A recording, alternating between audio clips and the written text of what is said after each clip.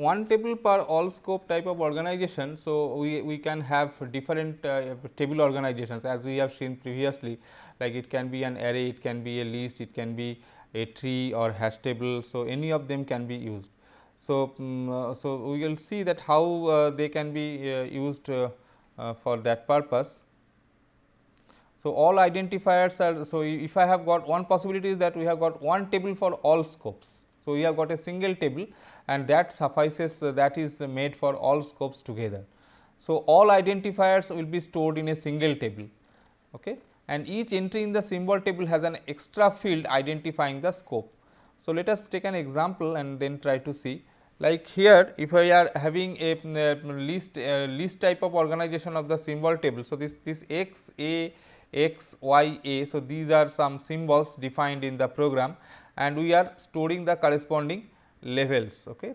So, the scope number. So, in this particular example, so the situation is like this, that we have got one outer block where I have got this integer a,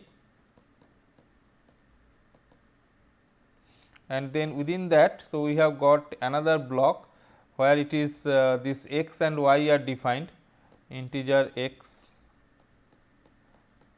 and y, and that after that there is another block within this where this a and x they are defined, integer x and a. So, they are defined. So, this is the nesting.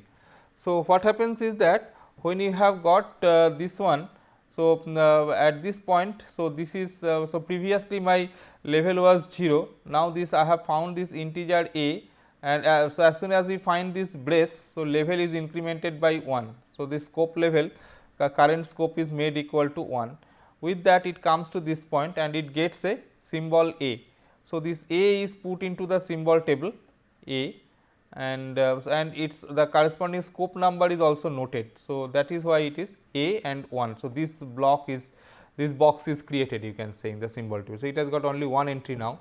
Then it goes forward, then after some time it finds that there is another brace. So, this current scope is incremented to 2, and then it finds there is two new definitions x and y. So, they are put into the symbol table like this, and then their corresponding types are corresponding scope levels are 2.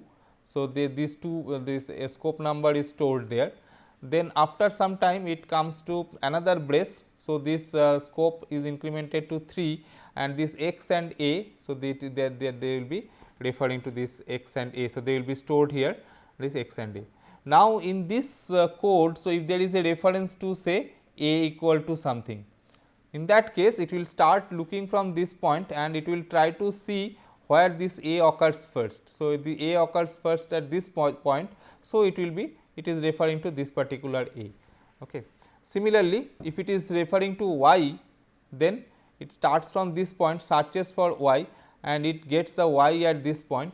So, it is taken as y. So, that is so it is taken as this y at level 2. So, this way we can have one table for all scope. Similarly, for a tree type of organization, so it may so happen that at this H A and L. So, they are so we have got these symbols H, A and L in the top level. So, at this level we have got say integer H, A and L. Then after some time we have a brace, here there is no declaration, but after some time again there is a brace and there I have got this integer A C. Okay. So, it may be like this, and then we can see that okay, so this so as it is coming to the third brace. So, this at this point the scope number is equal to 3.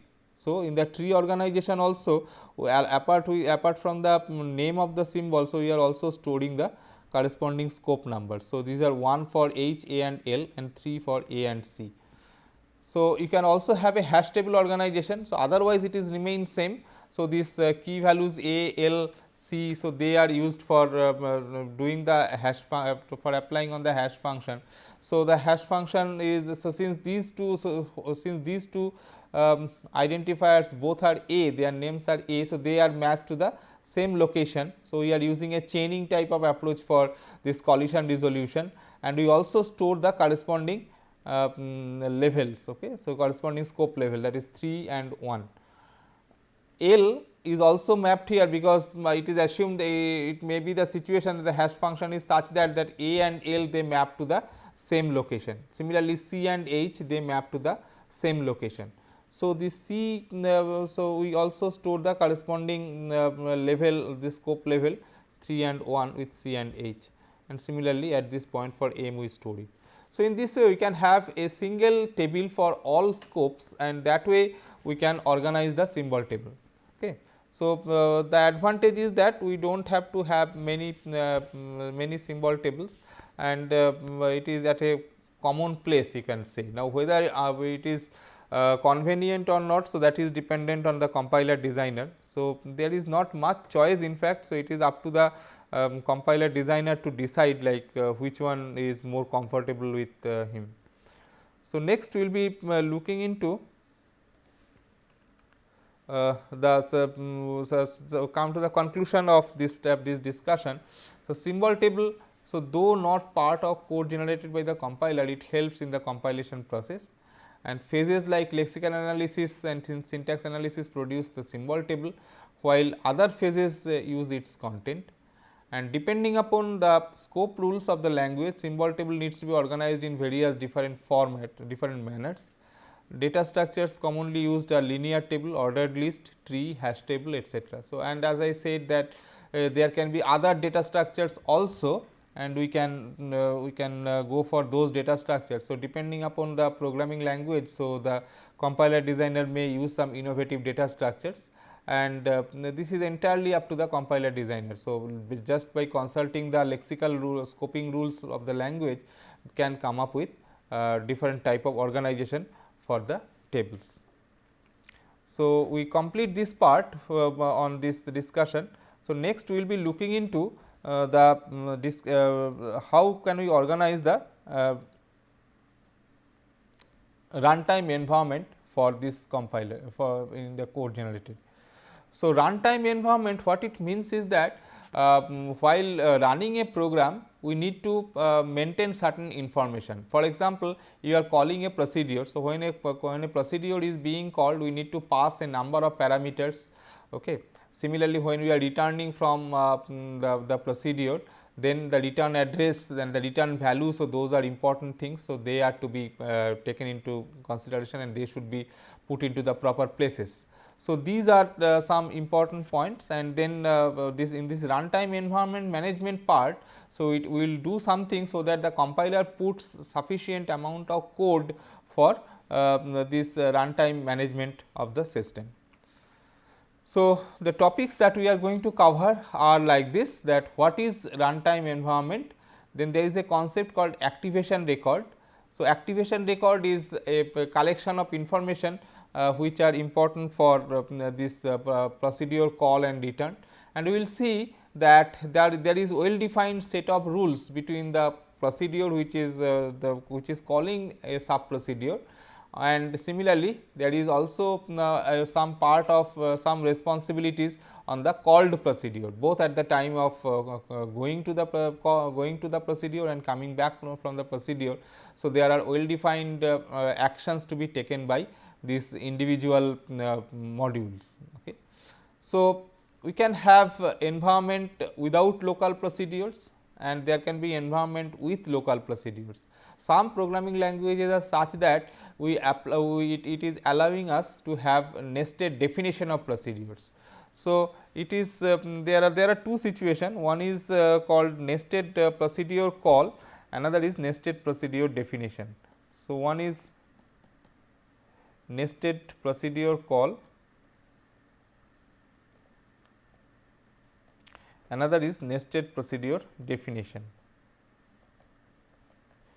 So, when I say nested procedure call, so this is very common. So, almost all programming languages they will allow you to do something like this, that suppose this is a procedure P. So, this is a procedure P, and then from this body of the procedure you call another procedure Q. So, that is the procedure, that is the nesting of procedure. So, nested call of procedure. So, from P, so from the main program you have given a call to P, and while executing P it is giving a call to Q. So, the Q is called within the procedure P. So, that is the nesting of the procedure, nested call of the procedure. Now, it may so happen that in the procedure P I define another procedure. So, I can have say I have got a procedure P, and within this we define another procedure Q. So, we define another procedure Q. So, this is the procedure Q that we have, and after that the body of P starts. So, from this point I can say this is the body of P. Now, here you can have a call to Q, but can I have a call to Q from outside the procedure P? So, some programming languages tell that you can do that, some programming languages will tell you no, you cannot do that. Some programming languages will even say that you have to call procedure P once before you are going to call procedure Q. So, that is also there. So, different programming languages they have different types of semantics for these local procedures. So, this Q is a procedure which is local to the procedure P. So, this runtime environment for procedures with and for situation with local procedure is different from situation without local procedure. So, naturally with local procedure the situation is going to be difficult, because all these scope rules of the language, so they will come into play, and accordingly they will be giving the types of identifiers and these types of procedures and all that is there. Then there is a concept called display. So, display is for making this runtime execution faster. Okay. So, how to do it fast? So, that will be having some special data structure called display. So, that is put into the runtime environment, so that it will be doing it fast. So, we will see all these concepts and finally, we will draw conclusion on this thing. So, how are we going to go through the discussion? So, first we try to answer this question that what is runtime environment. So, runtime environment, it refers to the program snapshot during execution. So, program snapshot means the program is running and as if I take a snapshot of the program as it is running. Now, you see that a program may be very small when it is residing in disk. So, it may be the object code that is produced is it may be very small. So, it may have only a few lines, but when it is executing in the memory in the computer. So, then this the snapshot may be very large. Why?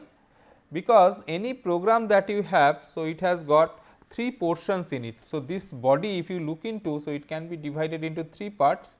One part of it is called code, another part is called the static or global variables, and another is local variables and arguments. So, these are the 3 parts. So, if you look into this piece of program, so you can find that there are there. So, so it is the code, but when you take the snapshot, then the snapshot can be divided into 3 portions. Some part of it is code, some part is corresponding to the global variables, and some part of it is corresponding to the locals and arguments. So, the static variables, so they are also similar to global variables only, because they will be giving they are treated in a global fashion only. So, they are treated as static variables and global variables. So, they are taken together. Now, what can happen is that suppose I am writing a function which is say suppose I am writing a function which is say a factorial function. So, this factorial function, so I can write it like this, int factorial n, and then I can say if n equal to 0, then return 1, else return n into factorial n minus 1. So, this is the piece of program that I have. Now, suppose so when this is there in the disk as the object file. So, I have got the translated version of this program here. So, this is the translated version, and here so now what will happen is that when this program is in execution, then what happens is that suppose I have given a call to factorial 5. So, this factorial 5 has in turn given rise to factorial 4. Okay. So, it has given a factorial, then factorial 3, like that. So, what happens is that at runtime you can understand there can be several instances of this function that are available, whereas when it was in the disk, you see that I have got only a part of the code which corresponds to this factorial function. But while I am executing the program, so there are several copies of the factorial program that are running. So, naturally, so they are not same, because the variables that this function is computing are not same as the variables that this function is computing. The situation will become more difficult if I have some local variable, say k here. Then the k that I am referring to in this function factorial 5 call, so that k and the k that I have in factorial 4. So, this k, so these two k's are not same. So, they must be two different k's. Otherwise, if this factorial 4 functions modifies this k, so then this k will get affected. So, that is not desirable. So, this all the local variables that I have, so there has to be separate copies for them. So, this is actually the challenge. So, whenever you have got this execution going on, so you get a snapshot of the program, and this program snapshot is not the same as the original so object file copy that you have, and then there are some there are more things that we have. Then how are you going to manage this situation, like how are you going to have so many invocations of this same function, or if there is a nested call, then how are you going to take care of the nested call. So, that is the challenge of this particular part of discussion. So, this refers to memory snapshot during execution. There are three main segments of a program: the code segment, static and global variables, and local variables and arguments. So, if I have got a C program, so suppose I have got something like this, that I have got an integer variable x, and then so this is a C program only. Then there is a main function, and in the main function I have got some local variables a, b, etc., and it is at some point of time it is giving a call to function f1, and here I have got the function f1, and there I have got the local variables and also int, mn, like that. So, if you take the snapshot of this program, suppose at when the program is executing, at present the main routine has given a call to f1, and we are at this point of execution of this function f1. Then I can say that the program that I have in the memory now, in the main memory, that the snapshot of the program that I have now. So, it can be divided into three parts. One is the code part. Code part is actually the translated version of all these statements that I have, all these high level statements. So, if you translate into machine code, so what is it? And the code part is not going to change. So, it is going to be static in nature. So, it is not going to change.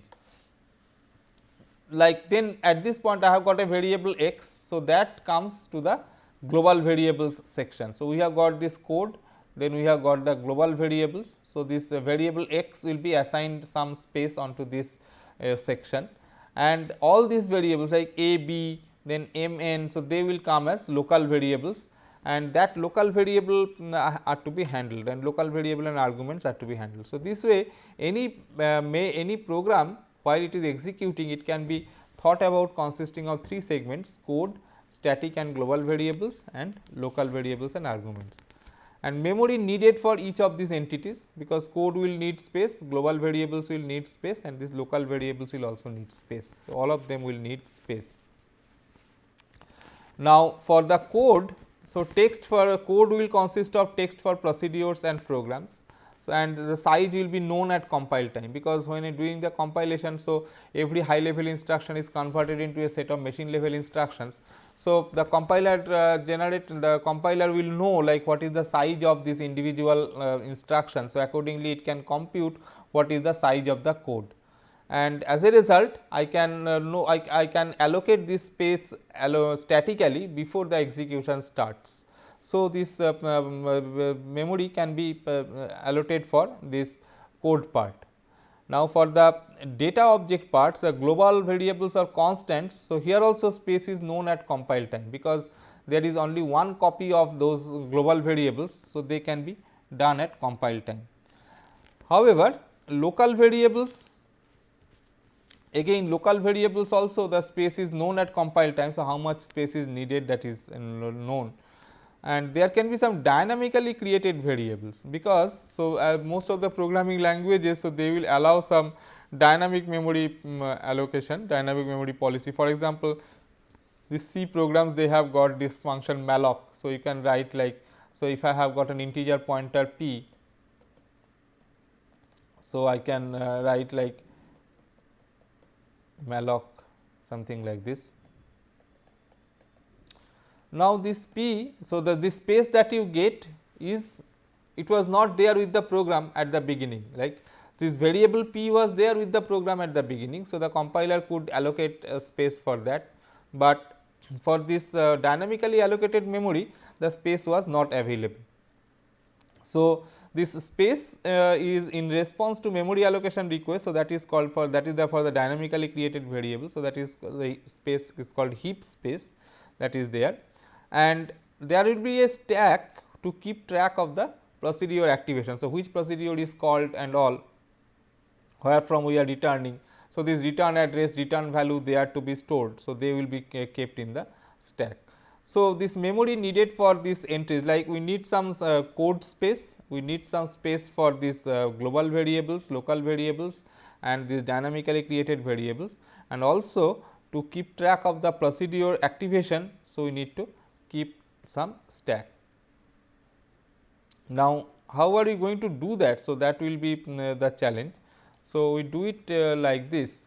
So, this code is so if you take this as the memory space that we have allocated for a particular program, the lower end of the space is allocated to the code part, and the code size is known. So, it will go up to some point. Then for the static variable or global variable, so the size is again known.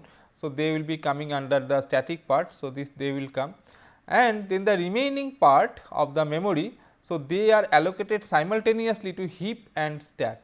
So, this heap will grow from the low side and the stack will grow from the high side. So, heap will go from low to high, stack will grow from high to low, because if a program has got more of dynamic memory allocations, so it will need more of heap space.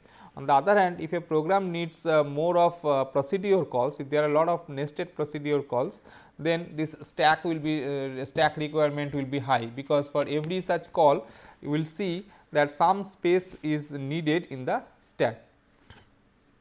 So, since we cannot predict like the behavior of a program, so whether it is going to take more of dynamic space or more of procedure calls, so we divide it, we allocate the same space for the heap and stack. So, code occupies the lowest portion, then the global variables are allocated in the static portion, and the remaining portion of the address space, that is in the stack and heap, they will be allocated from the opposite ends to have the maximum flexibility. So, it can very well be done that you allocate some space for heap and the remaining space for stack, but the flexibility will be less. So, to maximize the flexibility, so we do it like this. Now, what is an activation record? So, activation record is the storage space needed for variables associated with each activation of a procedure. So, that will be called an activation record or frame. So, this is some storage space for every call that we make to a procedure. So, some space will be needed for creating the parameters that you are passing, creating the local variables and all. So, all these information, so this is actually some extra that are coming into picture. So, that will be required. So, that will be done that will be made in the activation record, and this activation record itself may be created at different places. So, it may be created statically, it may be created dynamically, it may be on heap, maybe on stack like that, but they will be they will be required for each such call, they will be required. So, typical activation record content are like this. So, parameters passed to the procedure, then the bookkeeping information including return values, space for local variables and space for compiler generated local variables to hold sub expression values, etc.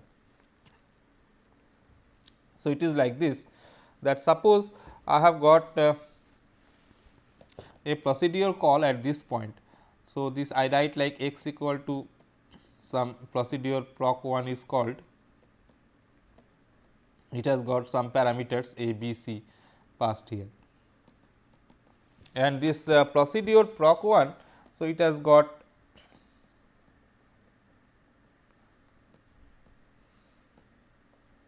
say it has got this corresponding arguments m 1, m 2, m 3, and it has got some local variables.